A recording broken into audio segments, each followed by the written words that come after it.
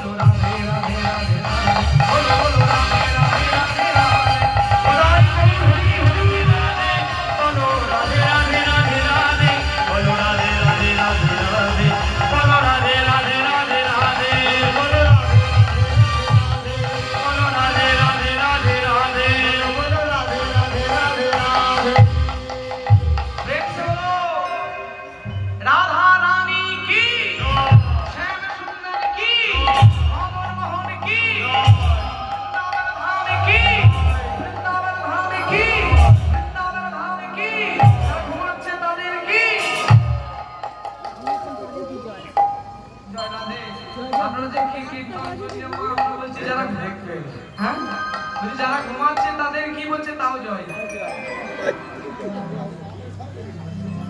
দেখুন কীর্তন হচ্ছে এই বাড়িতে, ঘোষ বাড়িতে কীর্তন হচ্ছে, জয়টা এত জোরে দেবেন যেন পাশের গ্রাম পর্যন্ত, ক্যানিং বাস স্ট্যান্ড পর্যন্ত শুনতে পাই। অন্তত মাইকের আওয়াজ শুনতে পাচ্ছে ঠিক, কিন্তু আওয়াজটাও যেন শুনতে পাই।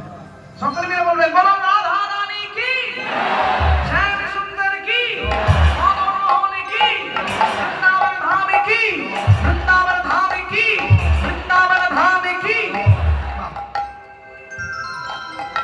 বৃন্দাবনে এলাম, আজকে আস্বাদনের বিষয়ে আপনারা সকলেই বুঝতে পেরেছেন যে কোন লীলা আস্বাদন করব।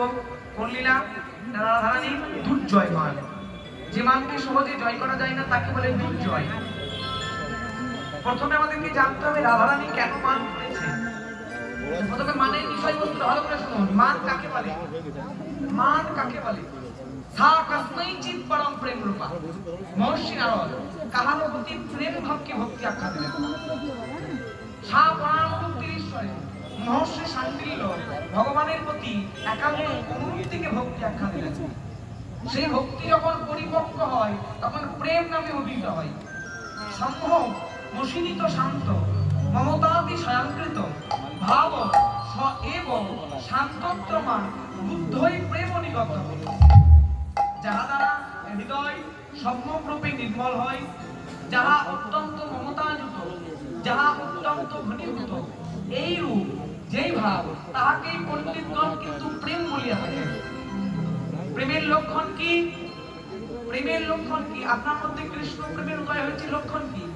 অনেক বিপদে মন কিঞ্চিত না টলে, প্রেমের লক্ষণ সেই সাধু শাস্ত্রে বলে। সেই প্রেম পরিপাকে হৃদয়েতে হয়, স্নেহ নাম ধরি সুখ অধিক বাড়য়। স্নেহ পরি নামে তবে মান নাম হয়, বক্রগতি শোভা হয়, রস সুখম হয়। মানের গতিটা একটু ফাঁকা, মানের গতিটা একটু ফাঁকা। কেমন ফাঁকা? স্নেহ স্তুত কৃষ্ণতা প্রাপ্ত মাধুর্য মাননেন আব্বাং শোধায়ত্ত দাক্ষিণাং সমানৈতি কীর্তয়তে। যে প্রণয় উৎকর্ষ প্রাপ্ত হইয়া নব নব মাধুর্য অনুভব করায়, বাহিরের কৌটিল্য ভাব আশ্রয় করা, ইহাই হচ্ছে মান। দেখুন একটা কথা বলি, এখানে একটা কিন্তু প্রবাদ বাক্য আছে যে অনেক বিপদে মন কিঞ্চিত না টলে, প্রেমের লক্ষণ সেই সাধু শাস্ত্রে বলে। দেখবেন আমাদের ইহজগতে, আমাদের এই জগতের কথা বলি, কোন নায়ক নায়িকা বা কোন পুরুষ মহিলার যদি প্রেম হয়, প্রেম হলে কি হয়?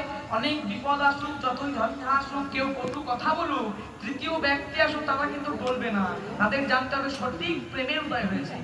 অনেক বিপদে মন কিঞ্চিত না টলে, প্রেমের লক্ষণ সেই সাধু শাস্ত্রে বলে। সেই প্রেম পরিপাকে হৃদয়েতে হয়, স্নেহ নাম ধরি সুখ অধিক বারয়, স্নেহ করি নামে তবে মান নাম হয়, বক্রগতি শোভা হয় রস শোভন হয়। মানে অষ্টনায়িকা কি কি কি কি নায়িকা, কি কি? অভিসারিকা, বাসব সজ্জিকা, উৎকণ্ঠিতা, প্রসিদ্ধ ভর্তিকা, স্বাধীন ভর্তিকা, বিপ্রলব্ধা, ভর্তিতা আর কলহন্তরিতা। এই যে মানের অষ্টনায়িকা,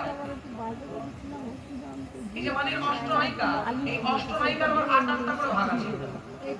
এই ৮ প্রকার মানের আরো ৮টা করে ভাগ আছে। মান হচ্ছে মোট কত প্রকার বললাম? ৬৪ প্রকার। সেই ৬৪ প্রকার মানের মধ্যে একটা মান হচ্ছে দুর্জয় মান।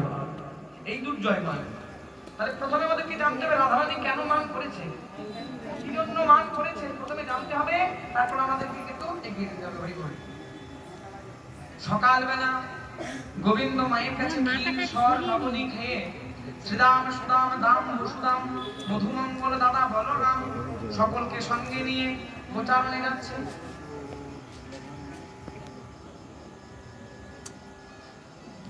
শ্রীদাম সুদাম দাম বসুদাম মধুমঙ্গল দাদা বলরাম সকলকে সঙ্গে নিয়ে গোচারণে যাচ্ছে।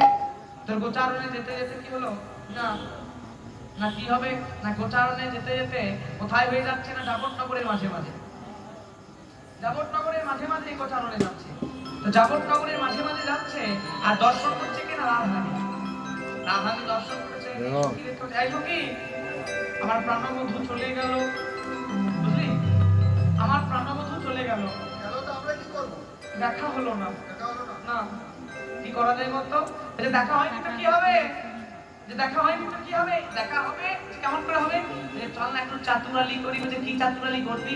তুই কি জানিস না কৃষ্ণ নাম বড় নাম বড়ই মধুর, যে জন কৃষ্ণ ভজে সে বড় চতুর, সে বড়। তাহলে একটু চল না চাতুরালি করি। কি করবি?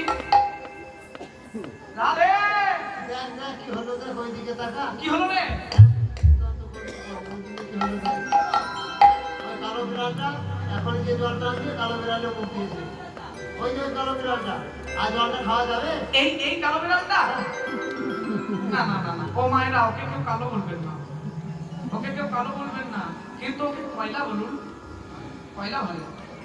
হরি বল হরি বল, জানি তাই। কিন্তু ভগবান আমাদেরকে রূপ দিয়েছে, এখানে কিন্তু কারোর হাত নেই। যে কালো বিড়ালটা মুখ দিয়েছে, কিন্তু মুখ আগে দেয়নি কেন? গোবিন্দের সঙ্গে দেখা করতে যাবে। তাই কি করলো না, আনা জল ফেলে দিয়ে, আনা জল ফেলে দিয়ে জল আনার ছড়া করে রাধারানী গোবিন্দের পথে গোবিন্দকে দর্শন করতে যাচ্ছেন।